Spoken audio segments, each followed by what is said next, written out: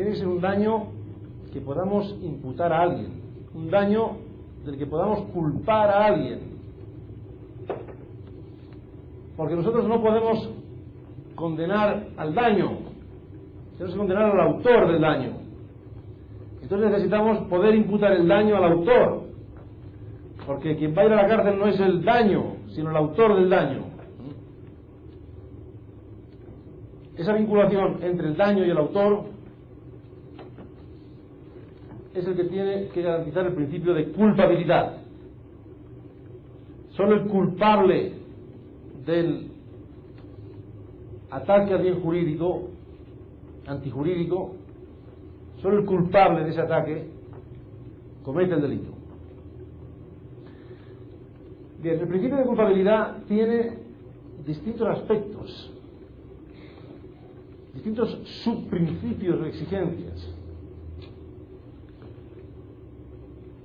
El primero en que pensamos seguramente es el de la responsabilidad subjetiva. Pensamos, no basta para el delito una responsabilidad objetiva por un daño causado.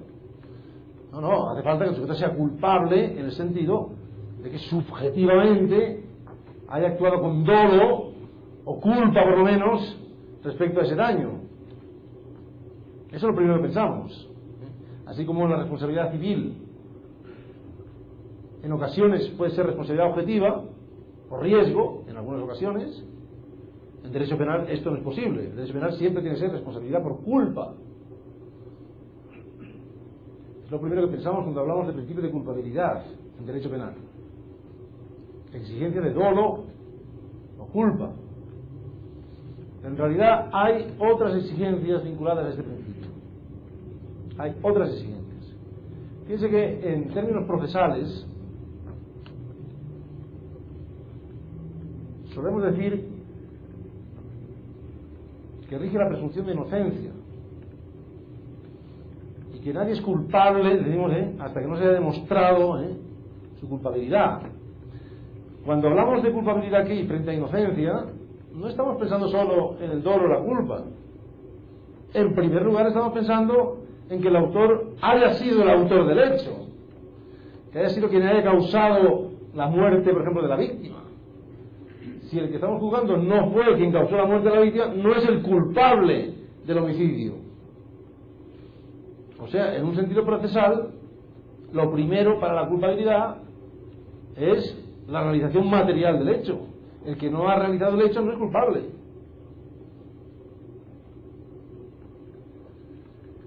Bueno, ¿qué tiene de común una cosa con la otra? ¿Qué tiene que ver la cuestión del dolo con la cuestión de realizar el hecho? Pues sí tiene que ver. Culpar significa imputar. Culpar significa imputar. Se puede imputar algo positivo o algo negativo. Si yo imputo algo positivo, por ejemplo un mérito, no culpo. Pero si lo que imputo es algo negativo, estoy culpando. Si a alguien le imputo un vicio, le estoy culpando de un vicio. Si le imputo una muerte, le estoy culpando de esa muerte, etc. Culpar significa imputar. Significa atribuir algo negativo a alguien. Imputar algo negativo a alguien. Esto es culpar. Bueno, si tenemos una muerte, tenemos un sospechoso, para poder imputar esa muerte al sospechoso, pues tenemos que establecer una relación entre la muerte y esta persona. Lo primero necesario para establecer la relación es que el sospechoso haya causado la muerte de esa persona. Si no ha causado la muerte, nosotros no podemos culparle de esa muerte. Lo que pasa es que, aunque haya causado la muerte, tampoco le podemos culpar de la muerte si la ha causado por accidente, si no la ha causado con dolo ni por imprudencia, tal vez por culpa de la propia víctima, como el caso del suicida que se echa bajo las ruedas de un automóvil. Que el conductor ha causado la muerte del suicida, pero tampoco le podemos culpar, aunque ha causado la muerte. No le podemos culpar de esa muerte. ¿Por qué? Porque esa muerte no le es imputable subjetivamente, no hay dolo ni culpa. O sea, fíjense que tanto la conexión material, la relación de causalidad entre la muerte y la conducta del autor, como la cuestión de si hay dolo o culpa, son cuestiones que presuponen o que condicionan poder culpar a alguien de algo, de esa muerte. Para culpar de esa muerte a una persona, esa muerte tiene que haberla causado materialmente. De estructura que ahorita nos acaba de señalar, pues es una conducta. Tráfico, posesión. La que está castigada es la posesión para el tráfico. Para un consumo personal al adicto. Entonces, es una conducta, es típica porque está prevista en la ley, es antijurídica porque es una posesión de droga. No sé, digo, nosotros en España lo vemos de otra forma. Nosotros decimos, lo que está tipificado es el tráfico de drogas. Esto es lo que está tipificado. El consumo no está castigado. El tráfico sí. Sí. Entonces, la posesión en cantidades que puedan ser indiciadas que es para el tráfico. Para su consumo. No. La posesión para tráfico sí se castiga. Y aquí también. Aquí también. Entonces, lo que no se castiga es la posesión para consumo.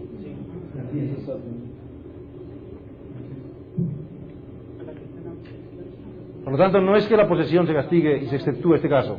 No. O sea, la interpretación correcta es decir, lo que se castiga es solo la posesión para el tráfico. Y la posesión para el consumo no se castiga. Aquí hay un intermedio. Aquí se castiga la posesión para el tráfico y la simple posesión. No, pero no, porque fíjese que si es en cantidad pequeña, que se supone que es para consumo, entonces no se castiga. Pero si la cantidad no es pequeña, entonces es que no podemos suponer que sea solo para consumo. Esta es la razón por la que se castiga es porque se supone que una cantidad determinada ya no será para consumo. Depende de la posesión y la posesión con ¿Para qué quiere alguien tener consumo, tener una cantidad en su casa de droga? ¿Para qué la quiere? un kilo. Yo no hice la ley. No, digo, pregunto. Si se castiga la posesión de cierta cantidad, es porque se supone que no es solo para consumo.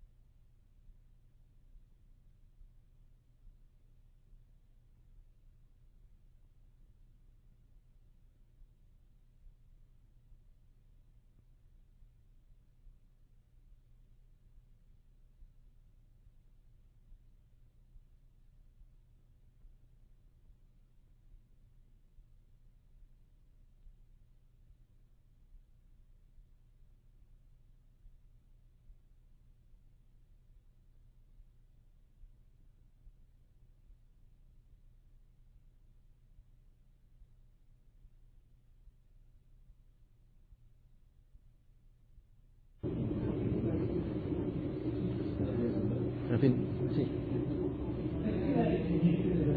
Esta cuestión porque es una cuestión de su derecho, ¿no? Pero, de todas formas, sigo pensando que la única razón que justifica el castigo de la posesión es que se suponga que es para el tráfico. Porque si no, ¿para qué castigar la posesión? Eso no tiene mucho sentido. Lo que pasa es que se objetiva y se decide que ya, para evitar problemas de prueba, pues la posesión ya se considera suficiente. Pero la razón legal creo que es esta, ¿no? Pero bueno, de todas formas, el concepto de excusa absolutoria A mí no me parece muy aplicable a este caso tampoco, ¿eh? Porque la excusa absolutoria es una cosa muy personal, se refiere a situaciones como la del padre respecto al hijo, del hijo respecto a su hermano, y esto se refiere a cualquiera que tenga esta droga para consumir no es castigado. O sea, no es por una característica de su personalidad o de su...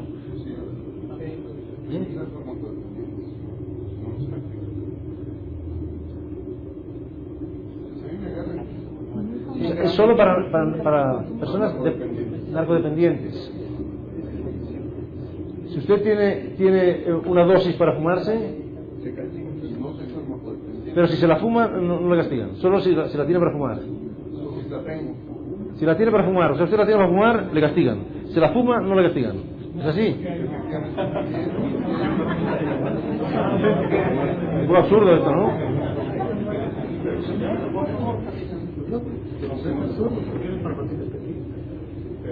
No sé. Es un poco complicado.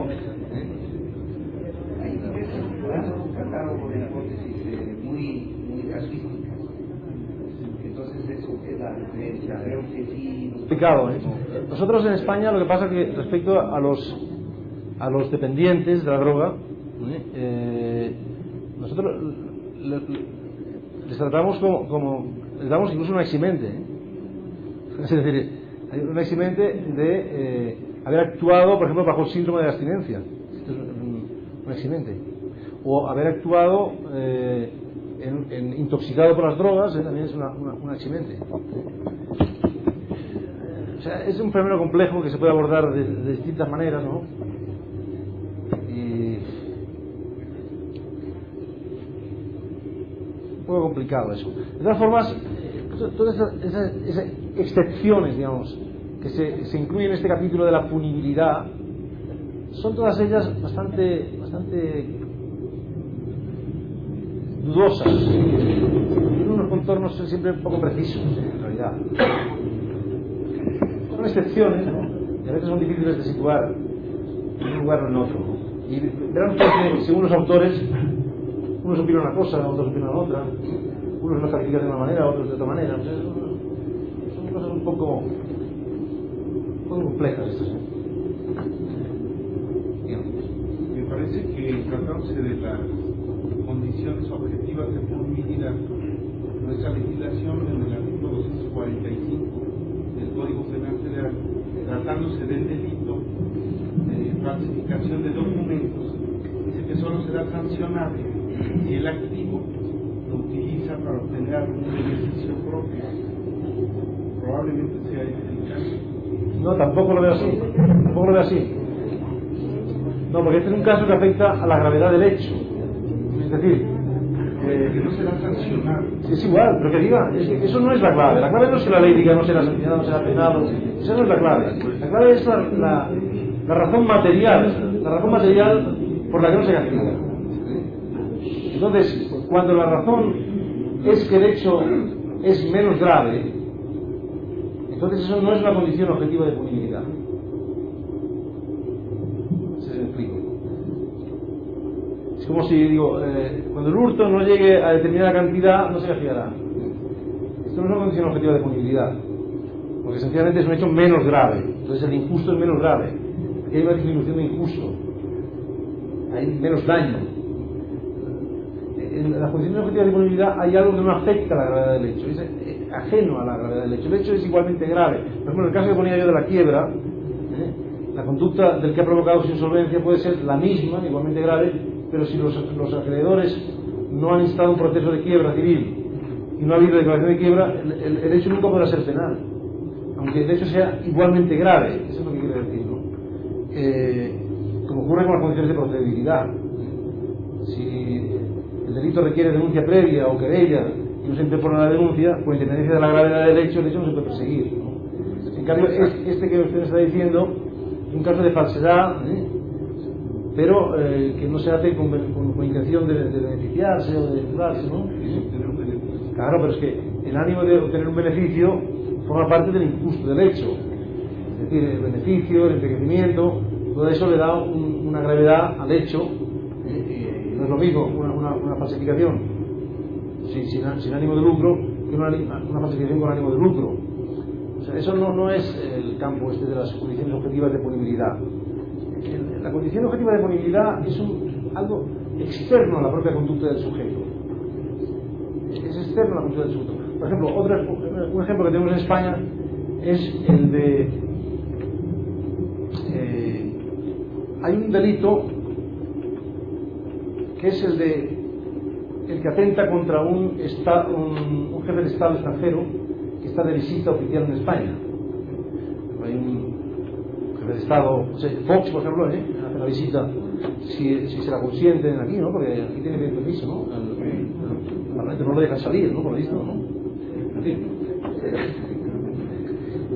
Pero supongamos que le dejan salir y se va a España, y entonces ahí en España pues alguien pues, atenta contra él, un mexicano que está en España, atenta contra Fox, atenta la mía, y entonces aquí aprovecha y hiere gravemente a Fox, ¿no? Bueno, entonces en España esto se castiga más que un delito de lesiones o homicidio normales.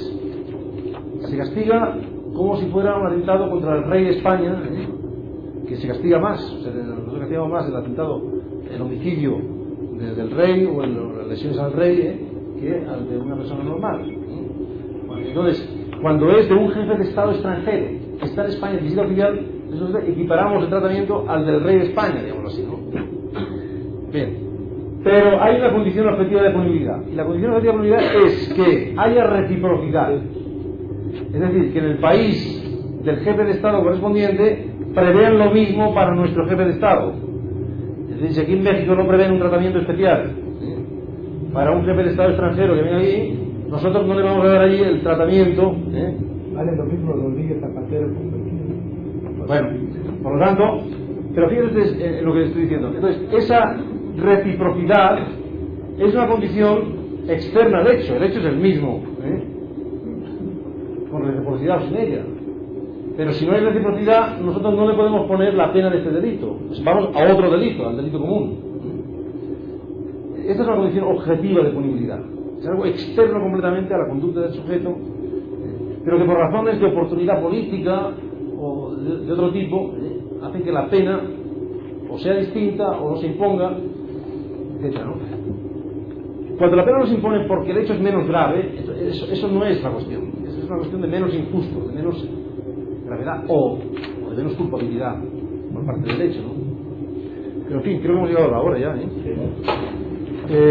pues nada, mañana a las 10, ¿no? Creo que es. ¿No es a las 10?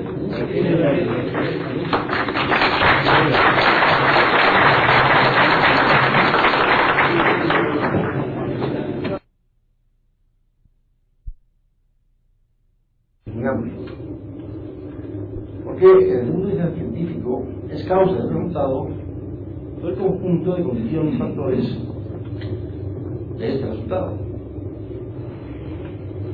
Todo lo que ha condicionado o se haya producido el resultado es causa del resultado. Un fenómeno es la consecuencia de un conjunto de factores que han coincidido para que se produzca este resultado. Si falta cualquiera de estos factores, ese resultado no se va a producir. Por lo tanto, cualquiera de estos factores también tiene incidencia causal en ese resultado. Es evidente que, desde luego, el derecho penal no puede exigir como causa de un resultado todo el conjunto de todos los factores que han producido ese resultado. Porque son innumerables los factores que han producido un resultado. La muerte de una persona, esa persona que tiene una bala en el cuerpo, no se ha producido por la bala, ¿no? Pero se ha producido por muchas otras cosas. En primer lugar, porque la víctima estaba en el momento, en el lugar. Si la víctima no hubiera seguido el lugar, no estaría muerto. También porque el asesino estuvo ahí, y para estar ahí pues ha habido o han tenido que ocurrir muchas cosas. Por ejemplo, haber nacido en su momento. Por lo tanto, la madre del asesino también es una condición sin la cual no se había producido el resultado. Y definitiva, hasta Adán y Eva es condición de todo lo que ha ocurrido después. Ahora los científicos, el Big Bang es la causa de todo lo demás. Claro, lo ocurrido es una secuencia de la primera explosión, y de ahí pues se está produciendo lo demás. Claro, el derecho penal no puede analizar cada hecho y decir, bueno, vamos a remontarnos al Big Bang y todo lo que ha ocurrido, pues es imposible. Tenemos que aislar lo que nos interesa y prescindir de todo lo demás. Prescindir de todo lo demás. Entonces, ya esto pues ha conducido siempre a renunciar, a considerar que causa es la suma de todas las condiciones. Y nos hemos contentado con decir causa es cualquiera de las condiciones sin las cuales no se habría producido el resultado. No hace falta decir, si no están todas, no, cualquiera de ellas. Separando cada una de ellas, pues si no la vamos a considerar causa. Porque si cualquiera de ellas es necesaria para que se produzca el resultado, cualquiera de ellas será suficiente también para considerar la causa. Pero aún así, hay condiciones muy alejadas del resultado. Como decíamos, la madre del asesino, porque sin ella no se habría producido el asesinato. Y la víctima, de nuevo, siempre es causa también de lo que pase. Porque si la víctima no hubiera nacido, no habría muerto tampoco. Y si no hubiera estado en el lugar, tampoco. O sea, mil cosas, ¿no? Este planteamiento según el cual, en un sentido estricto, es causa toda condición del resultado, es decir, condición sin la cual el resultado no se habría producido, se llama teoría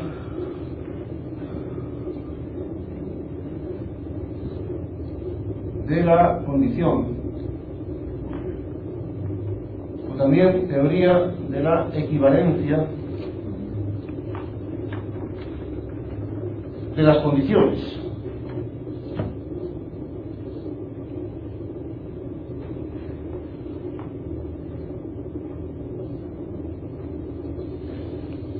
Cualquier condición del resultado equivale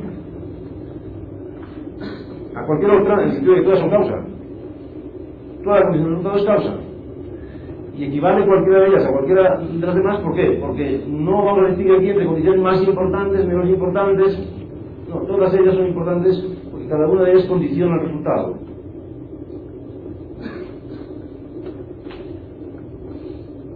Claro, lleva muy lejos esa teoría. Ya muy lejos. Es cierto que el delito no requiere solo causalidad, también requiere dolo o culpa.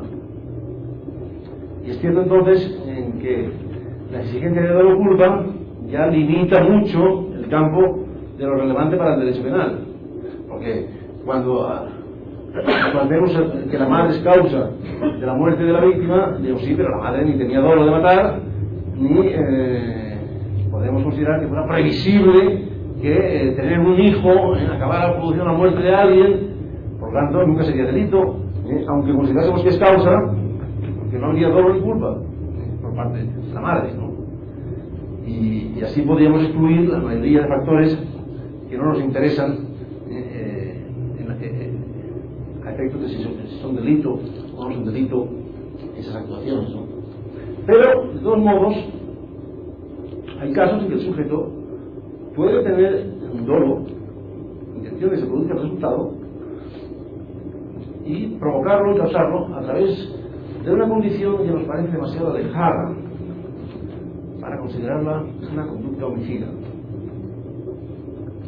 Bueno, ustedes habrán oído hablar del caso, del libro que se pone, del sobrino que ha subido a un tío rico, pero avaro, que nunca se muere, y entonces quiere heredar del tío rico, quiere heredar, y lo convence para que suba en un avión, que está en la lista negra de los vuelos baratos y que se caen, entonces lo convence, no, pues es ahí, es muy barato, es tacaño, avaro, pues es el tuyo, y bueno, y entonces pues la casualidad que cae ese avión, cae. Entonces la cuestión es la siguiente: el sobrino es causa de la muerte, sí, porque si no lo hubiera hecho subir, tío estaría vivo. O sea, el tío desde el otro mundo estaba manteniendo al sobrino, esto está claro. Me ha hecho subir esta yo que lo quería y no sé qué, y ahora estoy aquí, muerto, ¿no? Pero lo que pasa es que el sobrino además tenía dolo. Y quería que el tío se muriese. Por lo tanto, aquí no podríamos decir, ya, bueno, habrá causado, pero como no era previsible y no había dolo. No, sí, había dolo. No era previsible. Hombre, un poco previsible sí era. Fue más barato. Y él leyó las estadísticas y vio que de vez en cuando caen. O sea, no es algo imposible, que no, esto es absurdo, no va a caer. No, cae, de vez en cuando caen. ¿Por qué no va a ser este? Esto es como comprar la lotería. Es difícil que le toque a uno la lotería, pero la gente compra el billete de la lotería. ¿Por qué compra el billete de la lotería? Porque es posible que toque. No, si no compras no le va a tocar. Tienes que comprar para que te toque. Por lo menos, si compras, a lo mejor te toca. Bueno, pues, es previsible que toque o no. Si decimos, ¿este billete es previsible que toque o no? Bueno, muy fácil no es, pero puede tocar, ¿no? Puede tocar. Y compran billetes con ánimo de que le toque. Con ánimo de que le toque. Bueno, es lo mismo que ha ocurrido con este sobrino. Le ha comprado un billete de lotería, digamos, y le ha tocado el gordo. Porque hereda del tío rico, etc. Bueno, el problema es que nos parece absurdo, de todas formas, castigar por homicidio al sobrino. Pero el sobrino dirá, perdona, yo me he limitado a realizar una conducta correcta, porque yo tengo derecho a aconsejar a mi tío que sube un avión, los aviones son lícitos, yo no soy un homicida, sí, pero usted ha causado la muerte de su tío y usted diría, bueno, ¿y qué? Pero tengo derecho a hacer lo que he hecho. Entonces, por aquí vienen problemas complicados, y entonces por eso ha habido ya desde hace años otros conceptos de causa que tratan de evitar considerar causa de la muerte a este sobrino que actúa de esta forma. Entonces,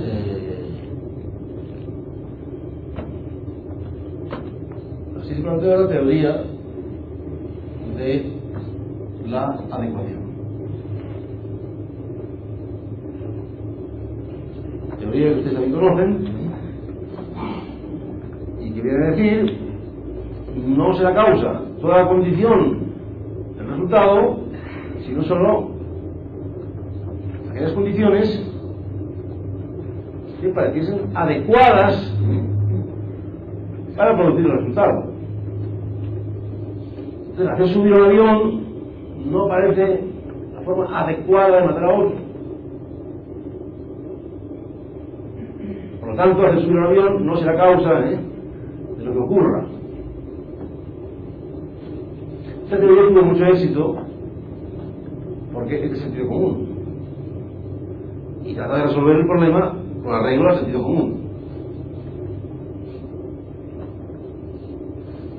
Fíjense que es una teoría que decide la cuestión no ex post, a la vista de lo que ha ocurrido, a la vista de que el avión ha caído, sino que decide la cuestión ex ante. Dice, en el momento en que el sobrino hace subir al tío al avión, era adecuado que se produjese la muerte de esa persona. Pensábamos que hacer subir en ese momento, antes de saber si caería el avión o no, nos parecía que esa era la forma adecuada de matar. Así que no, ex ante no, aunque ex post haya ocurrido, ex ante no parecía que esa fuera la forma.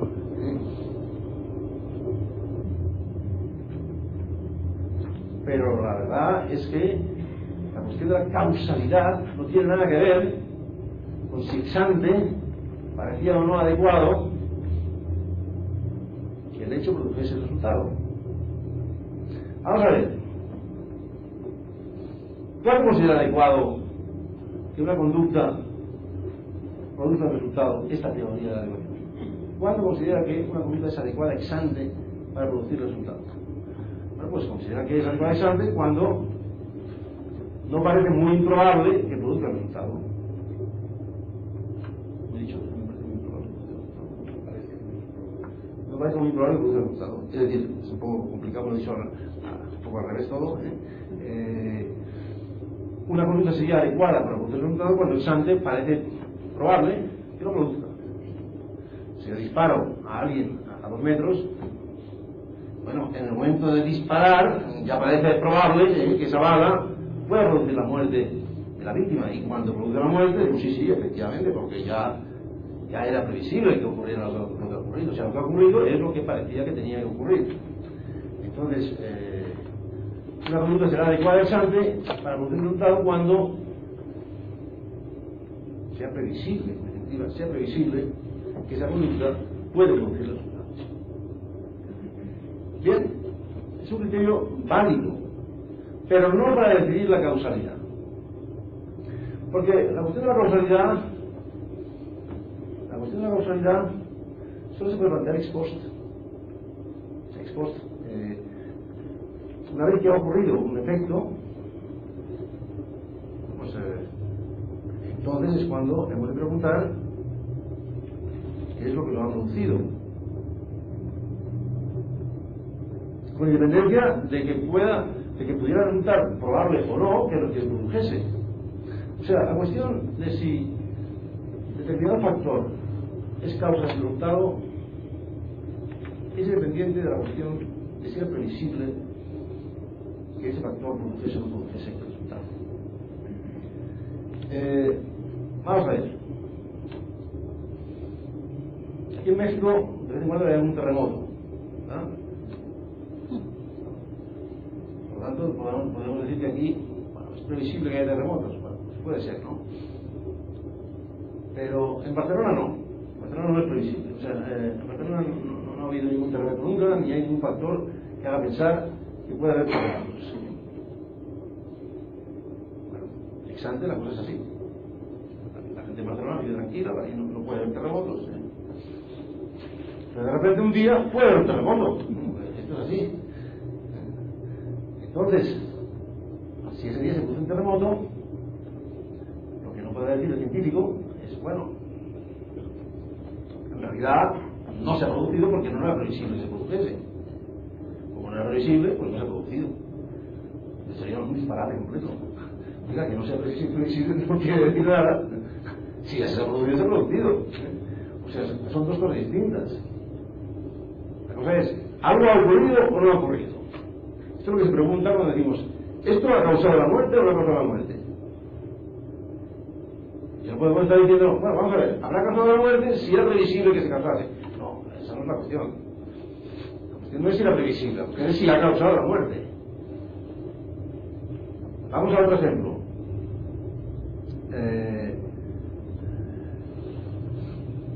La víctima es hemofílica.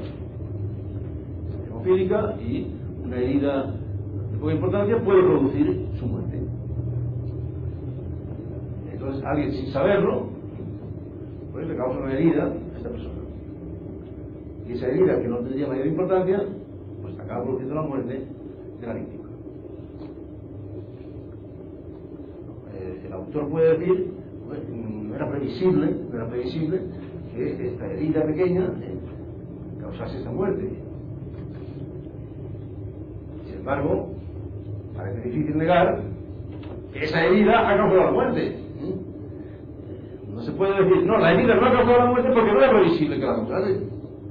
Pero entonces, ¿qué es lo que ha causado la muerte?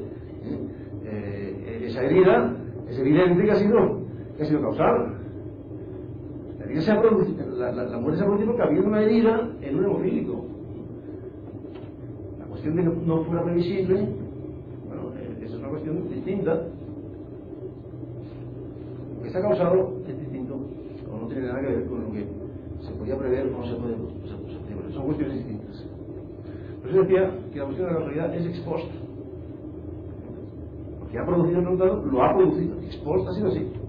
Es que no podíamos pensar, bueno, eso sería otra cuestión, pero ex post, lo que vale es lo que ha ocurrido. Y si esa herida ha producido la muerte, la ha producido.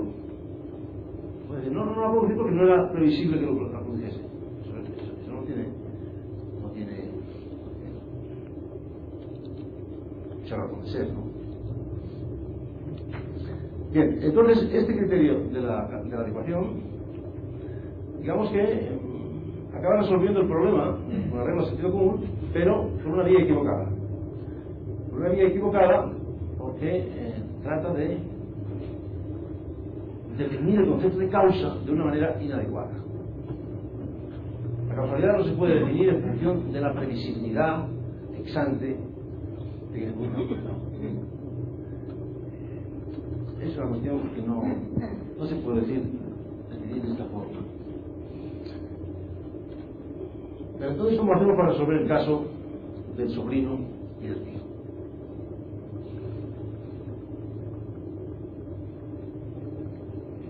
Desde luego no son tampoco válidas otras vías que también se han seguido,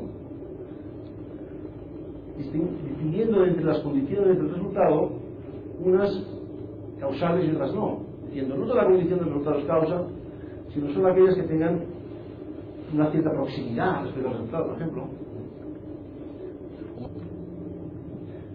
el concepto de causa próxima también se utiliza muchas veces.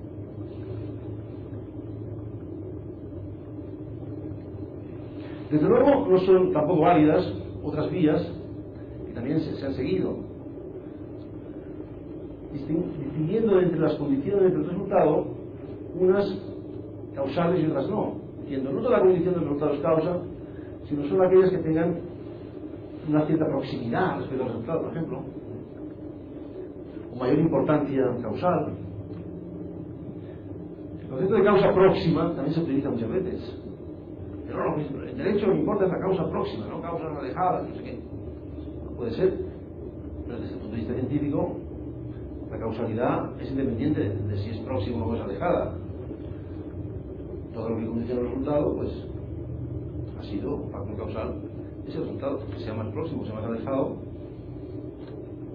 pues es una cuestión que tampoco es importante desde el punto de vista científico en sentido estricto.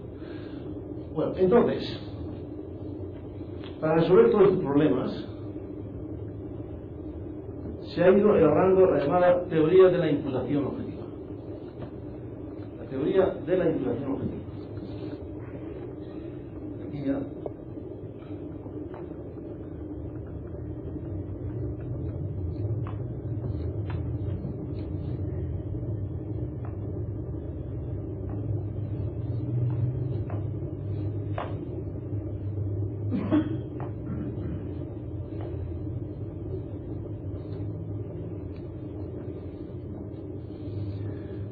Según esa teoría,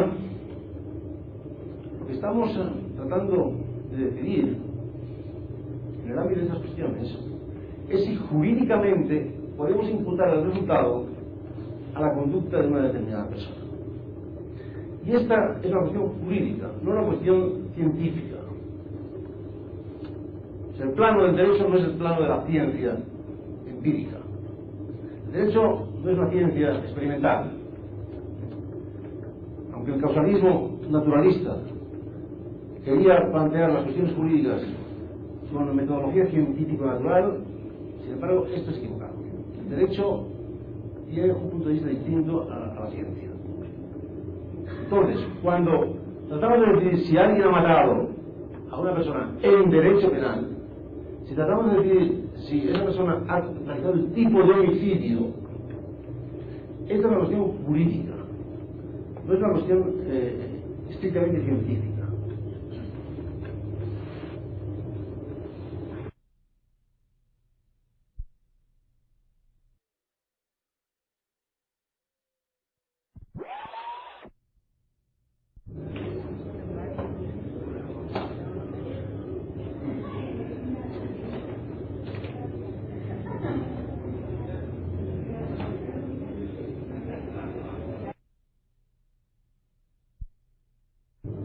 Pero que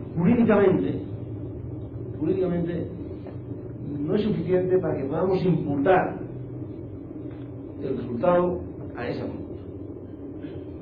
O sea, aquí estamos ante la imputación de un tipo de delito y de un resultado típico como es el resultado del tipo de homicidio.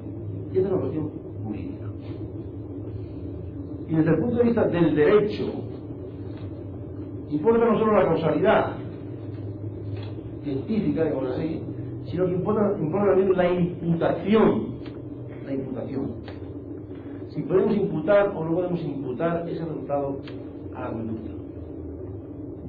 Fíjense que el concepto de imputación es un concepto no naturalístico, es un concepto no de las ciencias empíricas, pero es un concepto jurídico.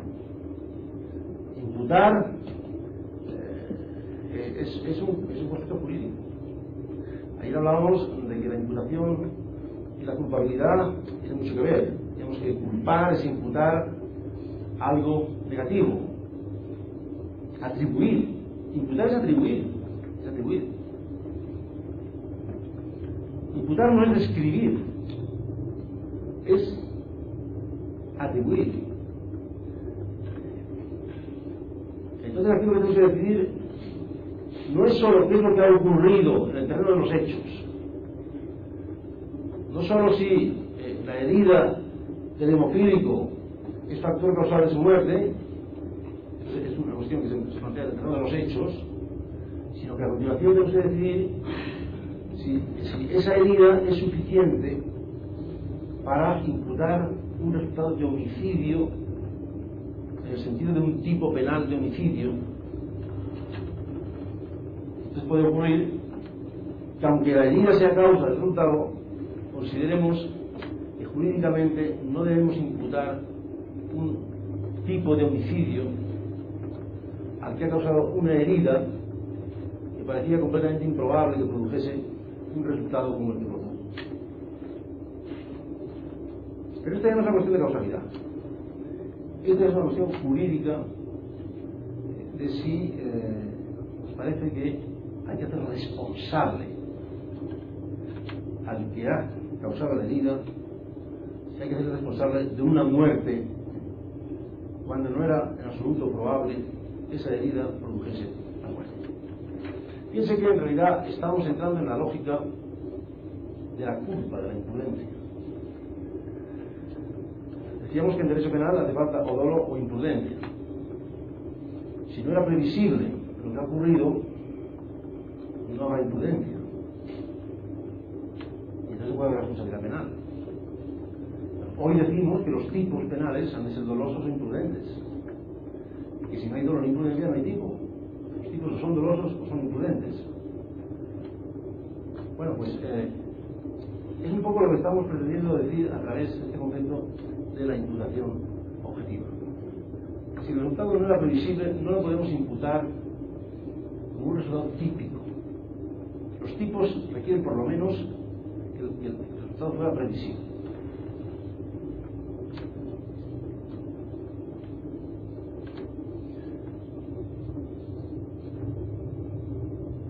¿Y por qué esto es así? Bueno, pues porque el derecho se dirige a los ciudadanos a través de normas. Y se dirige a los ciudadanos en el momento en que estos van a actuar. Para decirle, por ejemplo, no actúe usted así. La norma que está detrás del homicidio es una norma que prohíbe a los ciudadanos realizar conductas que puedan ocasionar la muerte de otras personas. Cuando castigamos el homicidio, estamos también prohibiendo matar a otras personas. Pero esa norma que prohíbe matar a otras personas es una norma que se dirige al ciudadano, es así, ex ante. Esa norma no se dirige al ciudadano una vez que ha actuado. No, porque una vez que ha actuado no se le puede prohibir lo que ha hecho. Para prohibirle al ciudadano que haga determinada cosa, por ejemplo, para prohibirle que mate, tenemos que dirigirnos al ciudadano ex ante.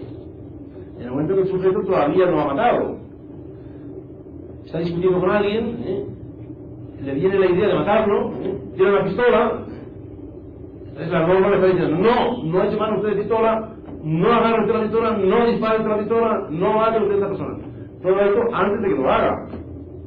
Porque una vez que ha disparado y ha matado, ya es inútil prohibirle que mate, porque ya ha matado. Las prohibiciones se dirigen a los ciudadanos en el momento en que todavía no se ha realizado la conducta prohibida. O sea, las normas sí operan ex ante, porque si queremos evitar conductas tenemos que dirigirnos a los sujetos antes de que las realicen.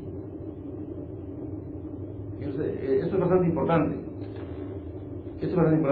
Ayer les decía que cuál sea la función del derecho penal condiciona toda la construcción del derecho penal. Pues sí. Si decimos que el derecho penal tiene una función de prevención de delitos, entonces entendemos perfectamente que las normas jurídico-penales se dirijan a los ciudadanos antes de que ocurran los hechos, para que no se produzcan estos delitos. Un planteamiento meramente retributivo podría cambiar la cuestión. Podría decir, bueno, no, a mí lo único que me interesa no es evitar delitos, a mí me interesa que una vez que ha ocurrido un delito, pues decidir hay que castigarlo, ex post. O sea, el punto de vista retributivista sí mira al pasado, digamos, pero el punto de vista prevencionista, que entiende que el derecho tiene una función de evitar delitos, hay que adoptar una perspectiva ex ante de las normas, en sentido como prohibiciones que tienden a evitar que se produzcan estos hechos prohibidos. Bien, pero ¿qué ocurre cuando el ciudadano no puede prever que ocurra ese resultado que queremos prohibir? ¿Tiene alguna posibilidad de eficacia la prohibición que se dirige al ciudadano si el ciudadano no puede prever que ese resultado que se le prohíbe se pueda ocasionar? Es decir, aunque le digamos al ciudadano, usted no mate, cuando el ciudadano se limita a pegar un empujón a otro, no está pensando que está infringiendo la norma que prohíbe matar. Porque dice, no, pero no mates. No, si yo no mato, solo empujo. Yo solo empujo. No, pero no mates. No, yo no mato, solo empujo. Entonces, la prohibición de matar, en ese momento no va a tener ningún efecto sobre una persona que no puede percibir que su conducta sea capaz de producir ese resultado prohibido. ¿Por qué? Porque lo que se le prohíbe no es lo que él piensa que está realizando. Él piensa que está realizando una conducta que no es la prohibida. Yo no estoy realizando una conducta capaz de matar. Yo estoy simplemente empujando a la persona, por ejemplo. Ahora resulta que esta persona que ha sido empujada tropieza, cae y se da con una piedra y se mata. ¿Ha habido causalidad? Sí ha habido causalidad. Por supuesto, ex post hemos comprobado que la muerte se ha producido porque hubo un empujón que hizo que esa persona cayera y se diera con una piedra.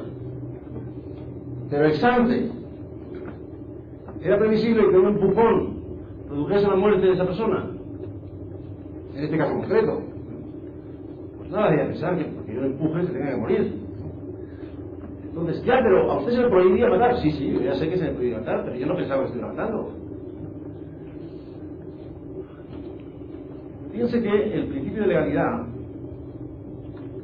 que tiene entre otras cosas una función de seguridad jurídica, implica la prohibición de retroactividad de las leyes penales desfavorables, ¿no?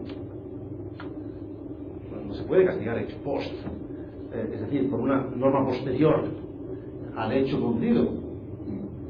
No, las normas penales tienen que ser previas a la conducta del sujeto. Bueno, es lo mismo que estamos diciendo ahora. Las normas tienen que dirigirse al sujeto antes de que actúe. O sea, la norma es posterior. Ahora supongamos que el resultado se produce 2 meses después de la conducta del sujeto. El sujeto actuó hace 2 meses y al cabo de 2 meses se produce la muerte. Supongamos que esa norma que prohíbe matar no existiese en el momento de la conducta, y en esos 2 meses se ha promulgado una ley que prohíbe matar. Vamos a decirlo por así.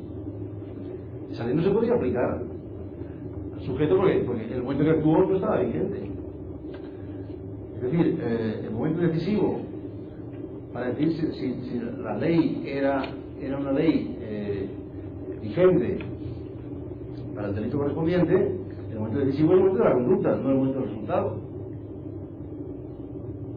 decisivo. Si hay un cambio de ley, después de la conducta y antes del resultado, esa nueva ley no puede ser la que rija el delito en cuestión. ¿Por qué? Por seguridad jurídica. O sea, el ciudadano tiene que saber en el momento en que actúa cuál es la ley vigente. No podemos decir, bueno, ya veremos, según lo que ocurre en el momento del resultado, ya veremos cuál es la ley que se le aplicará. No, yo tengo que saber en el momento de actuar, porque tengo que regular mi conducta, regular las normas vigentes en el momento en que yo actúo. Por lo tanto, el punto de vista de la norma ha de ser un punto de vista ex ante. De la norma esa dirigida al ciudadano que le prohíbe la conducta delictiva. Y en ese momento es el momento en que el ciudadano tiene que poder ver que su conducta es de las prohibidas por la norma. Si no es previsible que su conducta produzca el resultado prohibido, pues entonces esa conducta no se puede considerar prohibida por la norma. La norma solo puede prohibir aquellas conductas que en el momento de realizarse pues fuera previsible que produjesen el resultado que queremos evitar. Este es el fundamento jurídico de esto que estamos diciendo. Bien, entonces, esta teoría de la imputación objetiva requiere dos elementos fundamentales.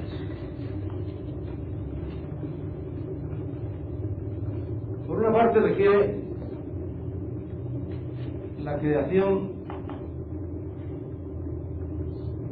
de un riesgo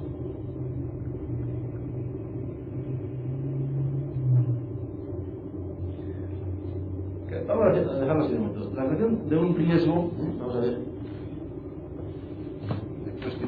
y después requiere que ese riesgo se realice en el resultado. Requiere la realización del riesgo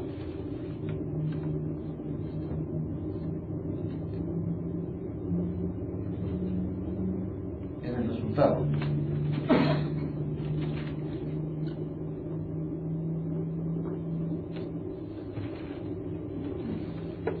O sea que vemos como el concepto clave es el de riesgo. Aquí ya no adoptamos el punto de vista ex post de lo que ha ocurrido, sino el punto de vista ex ante del riesgo. Pero el riesgo siempre es un concepto ex ante. Como el concepto de peligro, el riesgo y peligro vienen a ser lo mismo, son conceptos ex ante. Decimos hay peligro en el sentido de que formulamos un pronóstico. No hay peligro de que ocurra algo, es porque eso todavía no ha ocurrido. Eso que hay peligro de que ocurra. Es un pronóstico. Por ejemplo, vamos en un automóvil y de repente vemos que no hay frenos. Y en ese momento decimos, hay peligro. Hay peligro. Porque en el automóvil estamos yendo a una velocidad alta y apretamos el freno y no frena. Es una carretera que tiene curvas y baja, no sé qué, y no frena, eso, peligro. Está claro, ¿no? Hay peligro. Pues a lo mejor resulta que el conductor es hábil, consigue arrimar el vehículo a la montaña que tiene al lado, y así pues lo va parando y no ocurre nada más. No ha ocurrido nada, por lo tanto no hubo peligro. No, señor. Señor, que no haya ocurrido nada, expor no quiere decir que ex ante no hubiera peligro. Se ha podido acabar resolviendo la cosa bien, pero podría haber acabado mal. Es decir, la idea del peligro un pronóstico ex ante cuando todavía no sabemos cómo ha acabado la historia, a diferencia de la causalidad, que es una cuestión ex post, que se ocupa de lo que ha ocurrido. Bien, entonces este criterio de la adecuación, de la teoría de la adecuación, según el cual no podíamos imputar un resultado que en el momento, una conducta que en el momento de realizarse no pareciese capaz de producir el resultado. Este es un criterio que estamos utilizando ahora aquí en esta teoría de la imputación objetiva. Entonces, no basta que el sujeto ex post haya resultado producir ese efecto, no sé qué, sino que hace falta que ex ante fuera previsible que se produciría este resultado. Y puede haber causalidad y no no concurrir este riesgo en el momento de la conducta. Ello puede ocurrir en varios grupos de casos. Esta teoría se ha ocupado de distintos grupos de casos, en realidad se ha ido formulando a partir de casos. Entonces, en primer lugar se dice, no puede haber creación de riesgo suficiente si en realidad lo que el sujeto hizo fue disminuir el riesgo. Disminuir el riesgo. Aquí es que escribo muy mal, ¿no?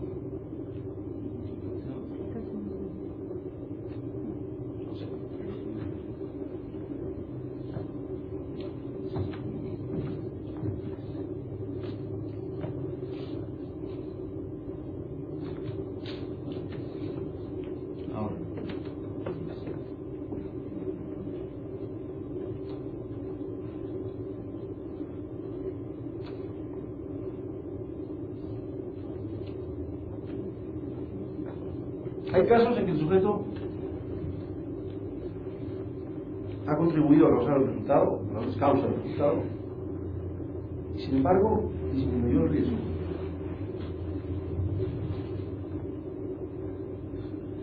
Vamos a ver un ejemplo muy sencillo que se suele poner en estos casos. Ahora supongamos que una persona, por ejemplo uno de ustedes, de repente saca de su bolsa un hacha que tiene ahí oculta. Usted saca un hacha, tiene cara de llevar un hacha aquí. Un hacha que tiene ahí.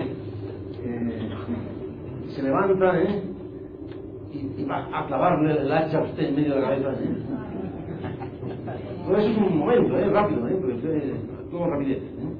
El hacha y se levanta. Claro, usted está en medio y cuando ve que usted se levanta con el hacha, usted instintivamente, porque es buena persona, pues trata de desviar el golpe para que no le dé a la cabeza. No, vamos a hacer un poco más sencillo. Entonces el hacha, pues no le da en la cabeza a usted, pero le da en el hombro. O sea, usted consigue desviar y que entonces en lugar de matar a este señor solo pueda lesionar a la víctima. Bueno, pero como usted es un desagradecido, muchas veces, pues usted dice no, ahora yo voy a denunciar a los dos, a este también. ¿Por qué? Porque si no hubiera sido por este, no me hubiera lesionado el hombro. Sí, entonces dice, ¿cómo? Sí, claro. Pero estaría muerto, pero tendría el hombro bien. O sea que el hombro, si me han lesionado el hombro ha sido porque está intervenido. O sea que la dirección del ataque ha sido codeterminada por la intervención de esta persona. Es un factor causal de lo que ha ocurrido. Él ha intervenido en los hechos, ha hecho que la cosa haya sido como ha sido y por eso es causa de lo que ha ocurrido. Sí, pero esto es el polvo. Encima de que le salgo, encima me quiere imputar a mí. Bueno, entonces podría alegar aquí que usted disminuía el riesgo. O sea, en el momento que usted actúa, está disminuyendo el riesgo. Había un riesgo de muerte, y usted está disminuyendo con su intervención, haciendo más difícil que esa muerte se produzca. Usted no ha añadido ningún riesgo. El riesgo venía de usted. Digamos, el riesgo que había era un riesgo 100, 100 es el riesgo de muerte, ¿no?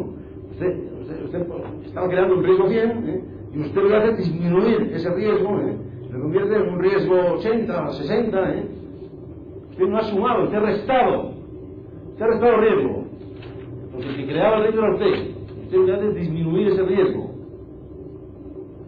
En este caso, dice esta teoría de la imputación objetiva, a usted no se le puede imputar ese resultado producido. Porque procede de un riesgo que viene de usted, que usted ha disminuido. Bueno, esto se podría aplicar a casos mucho más reales, como de intervención médica. Las intervenciones médicas tratan de disminuir los riesgos. La persona tiene ciertos problemas y entonces se considera indicado operarle para resolver estos problemas. si la operación es indicada, es que disminuye el riesgo que tiene esa persona, ¿no? Esa persona puede morirse, se interviene para que no se muera, o esa persona pues tiene un dolor de espalda que no hay forma de quitarle, ¿no? Más que con una operación, ¿eh? Entonces pues se considera indicada esa operación para eliminar ese dolor de espalda. Pero a veces ocurre que la operación sale mal. Siempre hay un riesgo también de que las cosas salgan mal.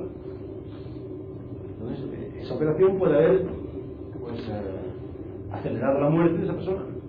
Esa persona que a lo mejor se habría muerto de esa enfermedad. Pues ahora se ha muerto porque la intervención quirúrgica ha resultado fallida. Puede ser, por ejemplo, un enfermo del corazón. Estaba mal, necesitaba una operación importante de corazón. Entonces, el médico la hace pues, para disminuir el riesgo, para que a ver si se le puede curar. La operación no sale bien y entonces se muere antes de lo que se había muerto incluso, si no se le hubiera intervenido. ¿La operación ha sido causa de la muerte? Sí, sin ninguna duda, ha sido causa de la muerte. Si no se hubiese operado, el sujeto no se habría muerto de esta manera, se habría muerto de otra forma, pero no de esta manera. Pero el médico puede decir, hombre, si la operación estaba bien hecha, en realidad disminuía el riesgo. Esa operación era indicada porque ex ante, otra vez vamos a esto, ex ante, había más posibilidades de salvar la vida de esta persona operándola que no operándola. Esa es la cuestión, ¿no? Entonces, por esta vía se puede decir, cuando una intervención quirúrgica está bien hecha, era indicada, se realizó perfectamente, pero por el margen de posibilidades que siempre hay, pues ha salido mal, pues no podemos considerar al médico autor de un homicidio, sino que no se puede considerar ni siquiera autor de una acción típica. O sea, lo que hizo era correcto, no necesita mayor justificación, etcétera.